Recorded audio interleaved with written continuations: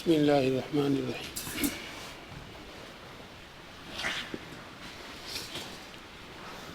حضرت رائے پوری قدس سرہ کا ملفوظ سنایا تھا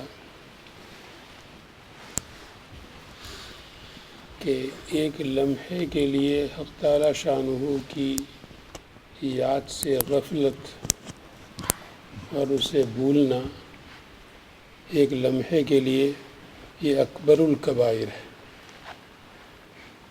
اور ان کی طرف سے میں نے آیت پڑھی تھی وَلَا تَكُونُوا كَالَّذِينَ نَسُوا اللَّهَ فَأَنسَاهُمْ أَنفُسَهُمْ أُولَئِكَ هُمُ الْفَاسِقُونَ۔ تو اس طرح کے جو ان اکابر کے کلمات ہیں، ملفوظات ہیں، فرمودات ہیں، کبھی تو اتنا کہہ دیا جاتا ہے بڑے ادب سے کہ نکات صوفیہ میں سے، کہ ان کے نکتے ہیں۔ یہ نکتہ ہے کوئی جس کی ایک درجن آیات ابھی آپ پڑھ سکتے ہیں اللہ کی یاد سے متعلق، جس کا حکم ہے قطعی الثبوت، قطعی الدلالہ۔ یہ تو حضرت بھی خود بڑے علامہ تھے، تو حضرت کو بھی معلوم ہوگا کہ یہ جو گناہوں کی فہرست جنہوں نے گنوائی ہے تو فلاں فلاں کتابیں ہیں، اور ان میں کسی نے یہ گناہ نہیں گنوایا۔ کیوں نہیں گنوایا؟ جب وہ سارے گناہ اکٹھے کر رہے تھے، گنوا رہے تھے، یہ کبیرہ، یہ کبیرہ، یہ کبیرہ،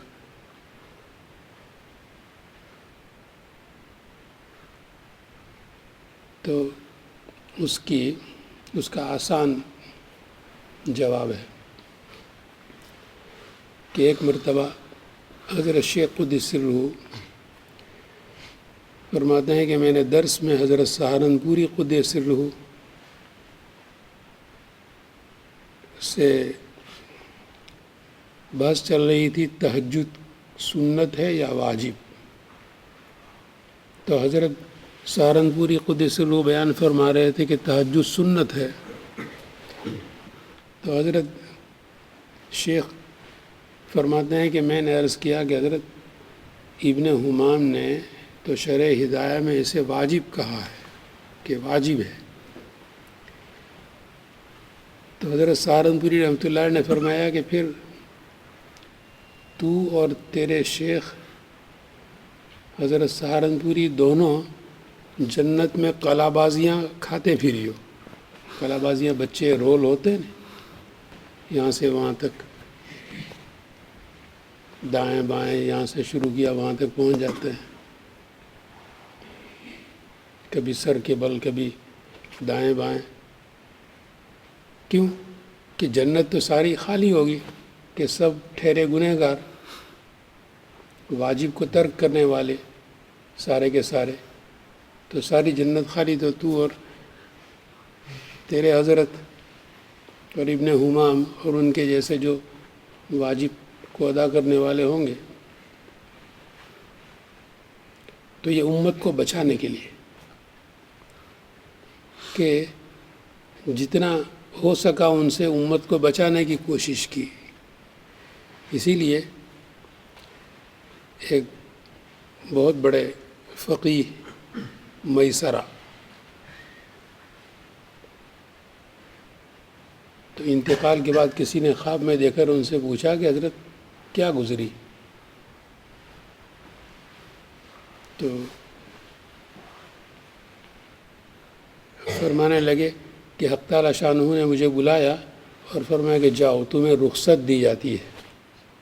کیوں کہ تم رخصتوں کے فتوے دیا کرتے تھے، آسانی والے فتوے۔ اسی لیے ہمیں بھی معلوم ہے کہ بہت بڑی ذمہ داری ہے۔ ابھی میں کینیڈا میں گیا تو وہاں مسئلہ پوچھنے لگے، وہاں بھی یہی صورتحال ہے۔ 2 گھنٹے کے بعد وہ عشاء کی نماز پڑھتے ہیں، غروب کے بعد بیچارے، تو پوچھنے لگے کہ آپ لوگ کیا کرتے ہیں؟ ہم نے کہا کہ ہم تو غروب کے 1 گھنٹے کے بعد عشاء پڑھ لیتے ہیں۔ کیونکہ ہم نے مشاہدہ کیا تھا اور جمعیت علماء کا بولٹن طیبہ مسجد میں اجلاس ہوا تھا، جس میں پورے ملک میں سب کمیٹیز بنائی گئی تھی، لنڈن کی، مڈلینڈ کی، یارکشائر، لینکشائر، اسکاٹ لینڈ. تو یہاں کے ذمہ داروں میں قاری اسماعیل سمنی صاحب، مولانا ہاشم صاحب، ہم لوگ تھے لینکشائر میں. تو ہماری اسماعیل بھائی ٹیلر کی وین میں روز 3-4 مہینے تک کے لیے ہم نے مسجد والوں سے کہہ دیا تھا کہ مغرب اور عشاء میں ہم نہیں ہوں گے. تو جہاں سورج غروب ہوتا ہوا دیکھتے تھے کہ یہ غروب ہو رہا ہے اور اس کے بعد لائٹ اب یہاں دیکھنی چاہیے، تو کبھی ہمیشہ بولٹن سے باہر نماز پڑھتے تھے، بیلمونٹ پہاڑ پر پڑھتے تھے، کبھی ساؤتھ پورٹ جا کر پڑھتے تھے، کبھی بلیک پول جا کر پڑھتے تھے، تاکہ دیکھیں کہ سورج سمندر کے اندر غروب ہو رہا ہے. تو وہاں تو کسی قسم کی کوئی لائٹ سامنے نہیں ہے، آپ کے سامنے سمندر ہے اور اس کے اندر سورج غروب ہوا. تو اخیر میں جا کر ساری سب کمیٹیز جن کے ذمے یہ کام تھا، تو انہوں نے اپنی رپورٹ پیش کی اور پھر فیصلہ تجویز ہوا کہ شپلی پہاڑ پر جا کر، بریڈ فورڈ میں مولانا لطف الرحمن صاحب میزبان تھے. تو میں نے کہا وہاں جا کر پھر ہم نے فیصلہ کیا تھا کہ 1 گھنٹے سے پہلے 55 منٹ میں یہ شفق احمر کو غروب سمجھا جائے. میں نے الفاظ کیا سمجھا جائے، کیوں کہ یہ حتمی طور پر کوئی نہیں بتا سکتا کہ یہ غروب ہوئی نہیں ہوئی. وہ تو ابھی بھی آپ دیکھیں گے تو اگر بادل نہیں ہے تو بالکل آپ کو سارا آسمان، فضا ساری سرخ نظر آئے گی، کیونکہ آپ صلی اللہ علیہ وسلم نے ایسے موقع کے لیے فرمایا اقدروا لا. تو ہم نے بھی اس میں جتنی تقادیر ہو سکتی تھی اس میں جو آسانی والا، سب سے آسان اس طرف شروع کرنے میں کہ 1 گھنٹے کے بعد عشاء، اور ختم کرنے میں ہمارے ٹائم ٹیبل کو آپ دیکھیں گے کہ آخری والا ہے کہ 1:15 بجے، 2:15 اور 3:15. تو یہ آخری 3:15 والا ہم نے عمل رکھا ہے کہ جتنا ہو سکا رخصت. کہ ہم نے دیکھا کہ جب میسرہ چھوٹ گئے تو اللہ کرے کہ کوئی نیک عمل تو ہے نہیں، تو اسی کے ذریعے ہم چھوٹ جائیں، کہ بہت بڑی ذمہ داری ہے روزوں کی اور نمازوں کی، سب کی. تو اسی لیے حضرت سہارنپوری رحمۃ اللہ علیہ نے کس کو لیا؟ رخصت، کہ امت وہاں حساب دیتے وقت پھنس نہ جائے.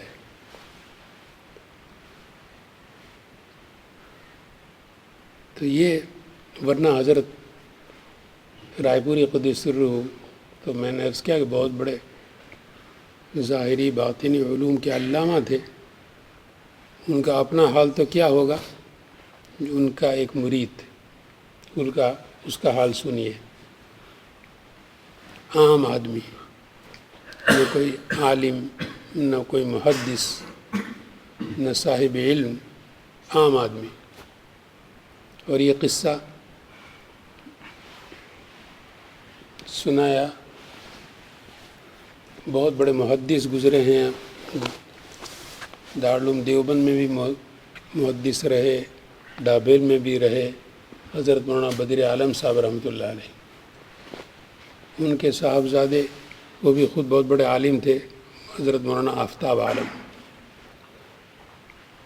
ان حضرت شیخ رحمۃ اللہ علیہ سے بہت تعلق تھا، تو مدینہ طیبہ سے رمضان گزارنے کے لیے سہارنپور پہنچتے تھے. تو 70 یا 71 میں جب وہ رمضان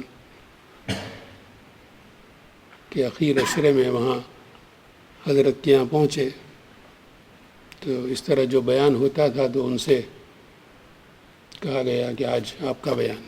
تو انہوں نے وہاں مشائخ کے مجمع میں یہ واقعہ سنایا تھا، ادب پر سنایا تھا. فرمانے لگے کہ میرا ریاض جانا ہوا، تو وہاں سب دوست ملنے کے لیے آئے. تو ایک صاحب ملنے کے لیے آئے، کسی نے تعارف کرایا کہ یہ فوجی جنرل ہیں، پاکستانی فوج میں رہے ہوں یا کہیں اور، تو وہ کہا کہ یہ فوجی جنرل ہیں، یہ کہہ کر کسی نے تعارف کرایا۔ تو انہوں نے پوچھا کہ آپ کا اور تعارف؟ تو وہ کہنے لگے میں جیلم کا رہنے والا ہوں۔ تو وہ چپ ہو گئے، انہوں نے کہا کہ نہیں، میں اور کچھ اپنا حال سنائیے۔ تو انہوں نے کہا میری پیدائش حیدرآباد کی اور تعلیم علی گڑھ مسلم یونیورسٹی کی۔ تو پھر وہ خاموش ہو گئے۔ تو انہوں نے کہا کہ نہیں، میرا عقدہ نہیں کھل رہا، اور کچھ اپنا تعارف کرائیں۔ تو انہوں نے کہا کہ پھر اسی وہاں کے قیام کے دوران میرا تعلق ہو گیا حضرت شاہ عبد القادر صاحب رائے پوری رحمۃ اللہ علیہ سے۔ تو وہ فرمانے لگے اب بات بنی کہ وہ دیکھ رہے تھے کہ یہ کیا انوارات، کیا اس انسان میں خوبیاں نظر آ رہی ہیں، اور خوبی کس درجے کی تھی کہ ایک دفعہ نہیں، بارہا ہمارے دوستوں نے، خاص طور پر مولانا زبیر صاحب نے، وہ کار میں مکہ مکرمہ مدینہ منورہ سے ریاض کا سفر کرتے رہتے ہیں۔ تو بارہا ان دوستوں نے اصرار کیا کہ جب وہاں کا میرے پاس اقامہ ہوتا تھا یا وزٹ ویزا ہوتا تھا تو جا سکتے تھے، تو وہ کہتے تھے کہ آپ چلیں ہمارے ساتھ کار میں تاکہ یہ پورا ملک دیکھ پائیں۔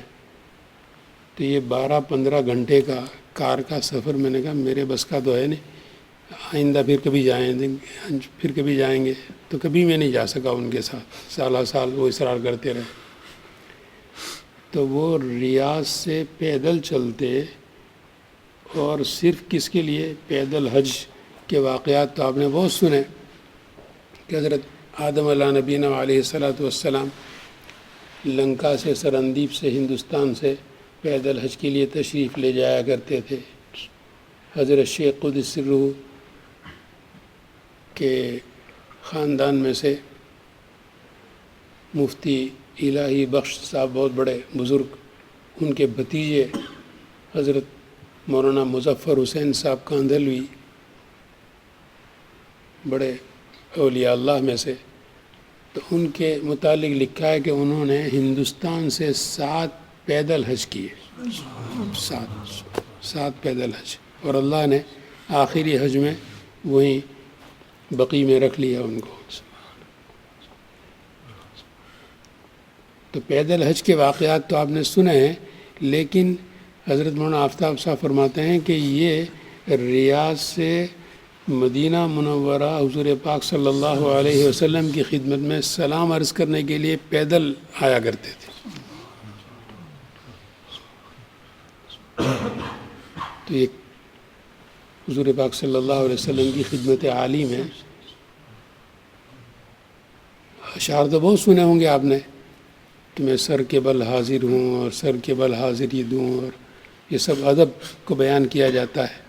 تو وہ اتنے بڑے فوجی جنرل، اور وہ ریاض سے مدینہ منورہ تک پیدل سفر کر رہے ہیں، وسائل کی کوئی کمی نہیں، کسی چیز کی کمی نہیں، ادب کی خاطر۔ اللہ تعالیٰ اس درجے کا ادب ہمیں بھی نصیب فرمائے۔ انہوں نے اپنے ابا جان کا پھر قصہ سنایا کہ ہمارے والد صاحب حضرت مولانا بدیر عالم صاحب رحمۃ اللہ علیہ مدینہ طیبہ میں جو استنجے کے لیے ڈھیلے استعمال کرنے ہوتے ہیں، تو اب وہاں مدینہ منورہ میں بھی کچی مٹی تو مل جاتی ہے،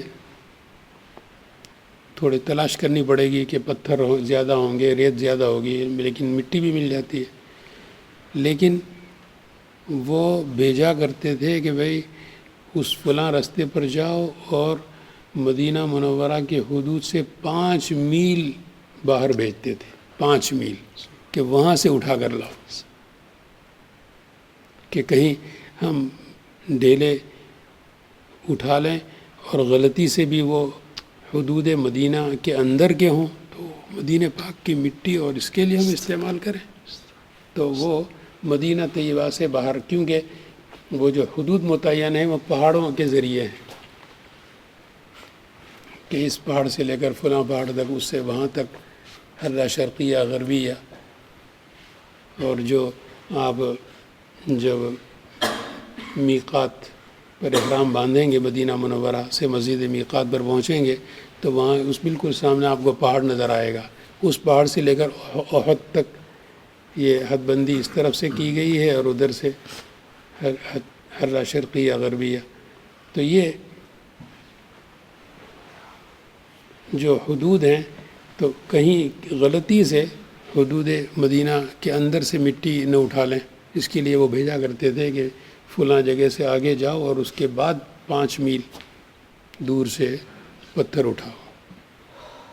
اللہ تبارک و تعالی مدینہ منورہ کے آداب ہمیں اس درجے عطا فرمائے، رمضان المبارک کے آداب کی رعایت کی توفیق عطا فرمائے.